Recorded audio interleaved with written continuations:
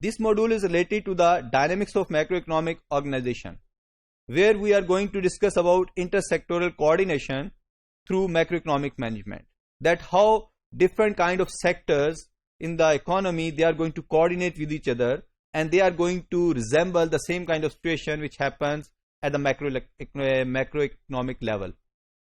Whenever we try to understand the macroeconomic management, what is the basis of the macroeconomic management? Actually, in macroeconomic management, we need to promote intersectoral coordination.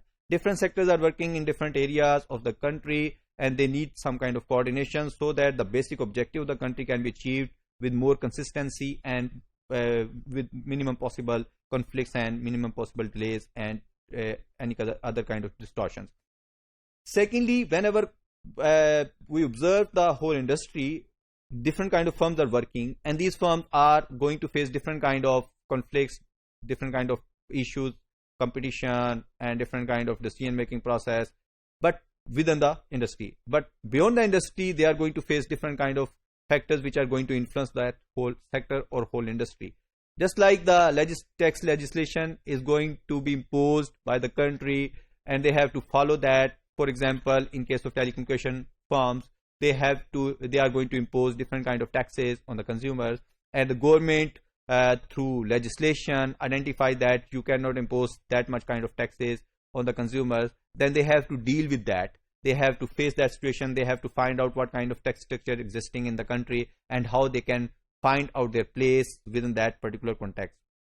Secondly, openness, because whenever country is going to expand their businesses or the integration across the world, they are becoming more open, and in that case they are becoming more diversified.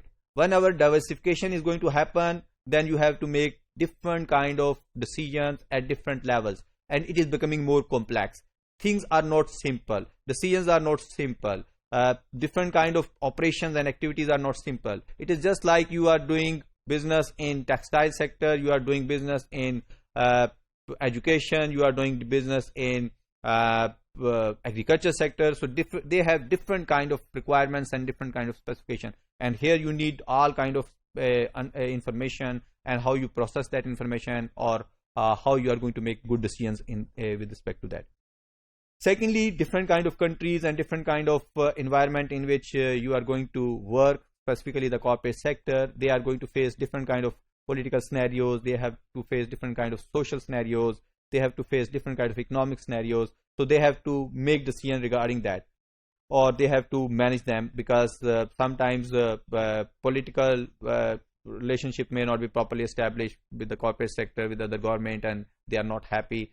Or sometimes economy is not so much suitable with respect to your position in the given economy. Growth of the firms, that is very much important, because the firms are growing up whenever this macroeconomic management is required. Every firm is growing and expanding, and they are going to engage in variety of activities. So many activities, and their scales are growing so much huge that it is just like that you need to make macroeconomic decision making, just like government is doing.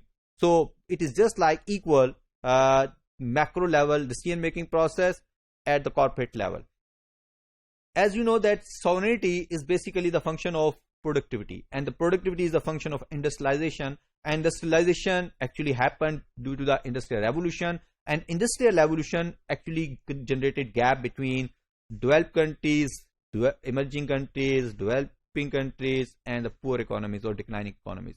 So these gaps are already established due to the manufacturing. So actually what has been learned by the developing countries, that once they are going to industrialize their economies or industrialize their corporate sector, then they can expand their production process and they can become more developed. So actually they focus on these things, productivity specifically, and their power to face different kind of external threat, because once firm is going to be more productive, it can easily handle any kind of external threat, because most of the time major threat is that you can be acquired. A company can be acquired by big firm or big company, or it may be merged. So just like bank, if you observe the banks, what kind of threats they may face if, let's suppose, a state bank is going to make the legislation, or you have to follow that legislation, a particular number of branches should be there, and if you don't have that much number of branches, you have to merge. So that kind of threat may exist. So how, if you are highly productive, automatically you can expand your branches and you can avoid that kind of threat. Growth is very much important because growth must be there. You must grow quickly, and it is going to ensure that you can preserve your identity or your brand. Otherwise, if you are not growing, then you are declining, and if you are declining, then you can be acquired, or you can be merged with some other company, or you have to close your business. Research and development should be focused and should continue increasing return to scale, basically based on the mass production. And nowadays, mass production is the basic basis for gaining the dominant position across the industry. So the division of labor and accumulation of capital is playing vital role, because division of labor is allowing you to give better skills to the labor, to identify more compatible work for the compatible labor, and secondly, more use of machinery. So all these are going to help to expand the production process. Information absorption is important because information is growing, and that is playing vital role for the decision making process.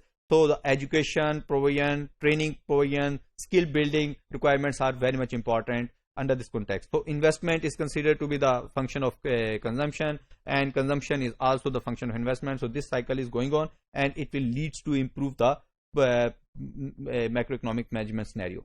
Secondly, if we observe the government macroeconomic management, how government use their strategies through which the corporate sector can learn. And first is the mobilized national resources. The government mobilizes national resources, different kind of just like through fiscal and monetary policy, government generated revenue and use money supply to affect the monetary sector. Secondly, ensure effective demand, make it sure that prices are going to be more stable and employment is going to be generated more and more, and it continue to stay sustained for the long period of time. Secondly, monetary and fiscal policies are being used by the government with the legislative framework, mean to say just to implement that monetary and fiscal policy across the whole country. The legislative framework is there to support that. And technical change is going to happen over the time, so it needs to be more productive, generating more productive potential. Therefore, the countries are going to incorporate technological changes into their production systems. And the planned economic management system or style may be there, but that is not going to pay a lot. Therefore, automatically decentralization is required. So this is the major macroeconomic scenario with respect to the government. And if we observe the sectoral coordination, which is actually the function of social cohesion and historical experience, mean to say if you are going to observe the different sectors which are going to coordinate with each other, then on the one side, how much cohesion exists in the society. If more cohesion, more chances that they are going to be more coordinated with each other. And if historically observe that whenever they are becoming more independent, then they are going to coordinate more. So that also depends on that. There are a few things which are going to affect this social cohesion. One is the rapid adjustment process to absorb internal and external shocks. If countries are capable to manage that effectively, then they can quickly adjust any kind of shock. Secondly, market economy, where the corporate economies exist. Generally, if you observe, different kind of companies are working, and these companies are becoming more corporate, working corporate sector, just like the single individual or partnerships towards corporations.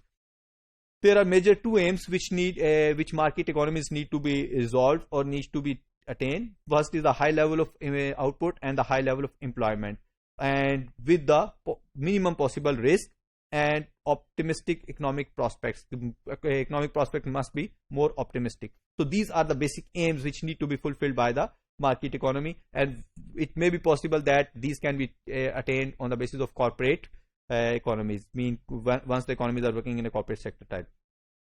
Pure competition market situation may be exist, which may become more counterproductive if they are not going to be coordinated with each other. Specifically, in case of the oligopolistic situation, the whole economic structure, the modern economic structure, is just referring the oligopolistic structure. Just like we previously in previous module we observed, different kind of firms have a dominant position, and many small firms are going to be connected with them.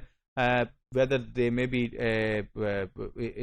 all these firms are actually working in oligopolistic structure. So actually this shows that over the time, what kind of development is going to happen across the world. Mostly corporate sector is becoming more following or developing oligopolistic structure.